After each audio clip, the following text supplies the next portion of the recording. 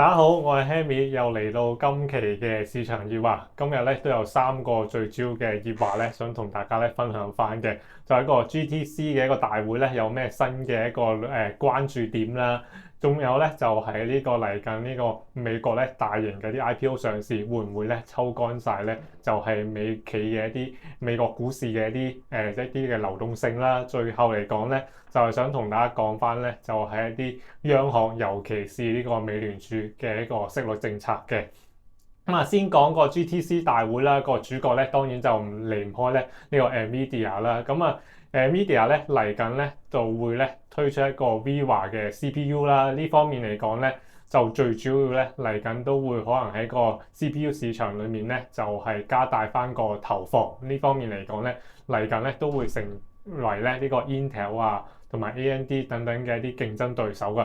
第二樣嘢咧就要留意翻咧，就係 NVIDIA 咧會進軍翻咧呢個 AI PC 嘅一個市場啦。咁佢旗下嘅一個 RTX 嘅 Spark 嘅一個芯片咧，其實咧嚟緊咧會採取一個 ARM 嘅架構啦。呢方面嚟講咧，配合翻咧 Windows for ARM 嘅一個系統嘅話咧，嚟緊個 AI PC 嗰方面咧，喺個散熱啊、效能嗰方面咧，都會有翻個明顯嘅提升嘅。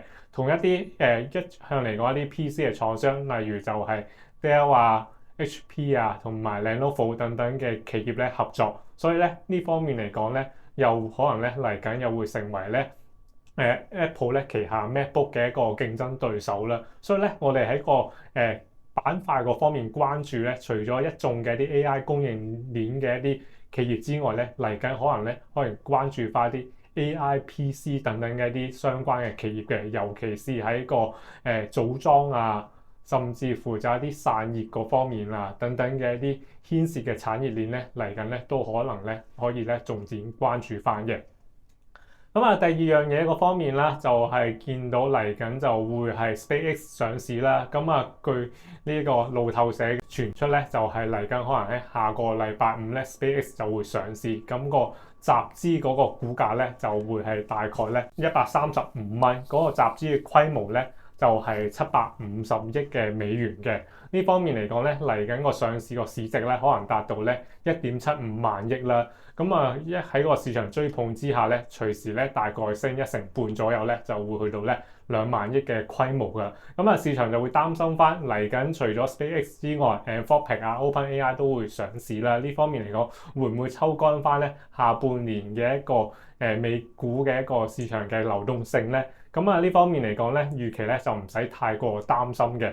始終咧，雖然咧嚟緊呢三隻嘅 IPO 市值咧合共咧可能都要去到咧4萬億至到5萬億嘅一個規模啦。但係咧以而家嚟講咧，標普500個市值規模咧其實係60萬億嘅規模，再加上咧大家要知道咧，其實咧唔係所有股票咧都係流通㗎嘛。SpaceX 嚟講咧，大概有4.3% 嘅一個流通嘅股票喺個市場上面啦。仲有好多股票咧係處於一個禁售期嘅。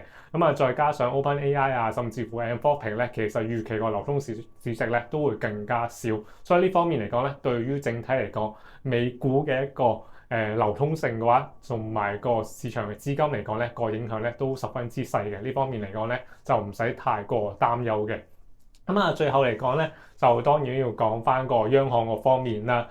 見到因為油價上漲咧，其實有唔少央行咧都係咧就係嚟緊個息率咧，可能咧就會上調翻。可能見到就係歐洲央行個方面啦，嚟緊可能咧今個月咧都會有翻個加息空間。英倫銀行個方面咧，嚟緊年底之前咧都可能咧有幾次嘅加息機會。澳洲央行已經係率先加咗息啦。南韓嗰方面，雖然冇加息，但係咧嗰個口風嗰方面咧都表示翻咧嚟緊都有加息嘅機會嘅。最主要嚟講，美聯儲嗰方面，而家嚟講見到啲美聯儲嘅官員咧個口風咧都相對嚟講比較分歧嘅。當然要睇實翻新任嘅聯儲主席 Walsh 啦。呢方面嚟講咧，佢之前嚟講個表態咧就見到咧係對於個 AI 嗰方面發展咧相當之樂觀，嚟緊有望咧就會提升翻咧個生產力。呢方面嚟講咧，對個去通脹咧其實有一定嘅一個正面嘅影響嘅。咁啊，當然而家嚟講都要睇實翻個美聯儲個方面嘅一啲政策嘅路徑啦。咁啊，預期嚟講咧，除非咧就係油價咧進一步急升，咁啊，甚至乎就係美國方面咧繼續咧個風險資產咧都係急速上升嘅話，再配合翻咧就係個經濟數據向好，咁呢方面嚟講咧，美聯儲咧個加息機會咧就會急劇增加㗎。目前嚟講咧，預期咧都係暫時睇實個數據為主，可能咧都係維持翻咧下半年嚟講咧個息率咧都係唔變為主嘅。咁啊，總括嚟講咧，頭先講咗就係呢個大型 IPO 上市啦，再加上就係 AI 嗰方面嘅炒作啦。預期嚟講咧，都係6月份咧重點嘅一個主題嚟㗎啦。咁啊，下半年嚟講咧，就係繼續咧留意翻個息率嗰方面啦，尤其是央行嘅政策嘅變動呢方面嚟講咧，都會影響翻咧下半年個風險資產嗰方面嘅走向嘅。咁今集嘅市場熱話咧，就同大家咧分享到呢一度啦。咁啊，利益申報翻咧，本人會有持有咧上述提及嘅個股同埋板塊嘅。咁下集再見，拜拜。